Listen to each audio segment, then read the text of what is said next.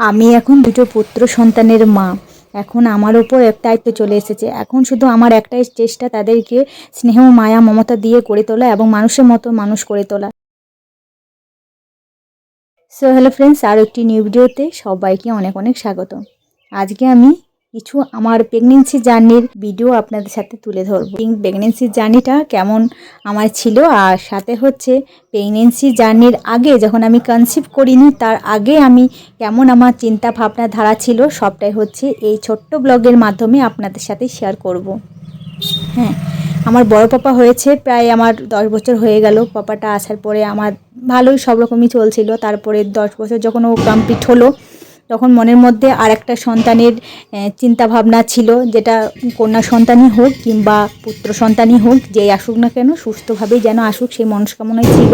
কিন্তু হোক, ভগবানের কাছে চেয়েছিলাম যেন আরেকটা হোক। কিন্তু ওই যে বড় বাবা হওয়ার পরে কনসিভ করতে পারছিলাম না। অনেক অনেক দেখিয়েছি, অনেক জায়গায় দেখালাম, কিন্তু কনসিভ করতে পারছিলাম না। ওই যে বলে না, ভগবান যখন দেওয়ার থাকে তখন ওই যে দুব্বা ঘাসে হয়ে যায়, সেটা কথায় আছে যারা বলে, কিন্তু কথাটা কিন্তু ঠিকই।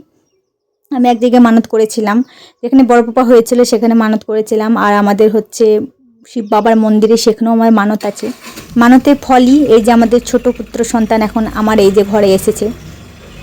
মনে মনে ইচ্ছা মেয়ে থাকলেও সেটা আর নিজে থেকে আর সবটা তো পূরণ করা যায় না।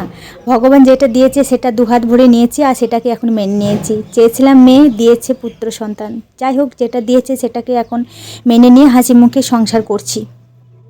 এখন আমি কনসিভ করিনি, তখন আমার স্বামীর কাছে আমি বলতাম আমি আমি তো এখন আমাদের একটা ছেলে রয়েছে, যখন আরেকটা যেই আসুক না কেন, পুত্র সন্তান কন্যা সন্তান যেই আসুক না কেন, শুধু চিন্তাভাবনা একটাই ছিল যে আসবে, তখন যখন হয়ে যাবে আমাদের ছেলেটা, তখন আমি কিভাবে আমি সংসারে কাজ করব, কিভাবে আমি সব কিছু দায়িত্ব নিয়ে সবটাই সামলাবো। তার উপর আমার আরেকটা, আমি যেহেতু প্রথমে সিজার ছিল, তখন আমার হাজব্যান্ডকে বলতাম যে আমার আবার সিজার হবে, লাইকেশন হবে, আমি কি করে সুস্থ সবল হয়ে সংসারে আবার কাজগুলো করব। মানে এত চিন্তা ভাবনাধারা ছিল যে ধারণার বাইরে। তো আমার হাজব্যান্ডই আমাকে কিন্তু অনেক সাপোর্ট করেছে।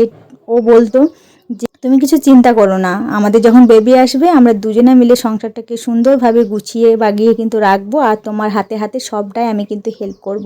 কিন্তু হ্যাঁ, এই কথাটা কিন্তু একেবারে সত্যি। আমার হাজব্যান্ড কিন্তু সব সময় আমার হাতে হাতে হেল্প করে। আর আমাকে প্রেগনেন্সি জার্নিটা আমাকে এক মুহূর্ত কষ্টের দিক কিন্তু আমাকে বুঝতে দেয়নি যে কষ্ট কী।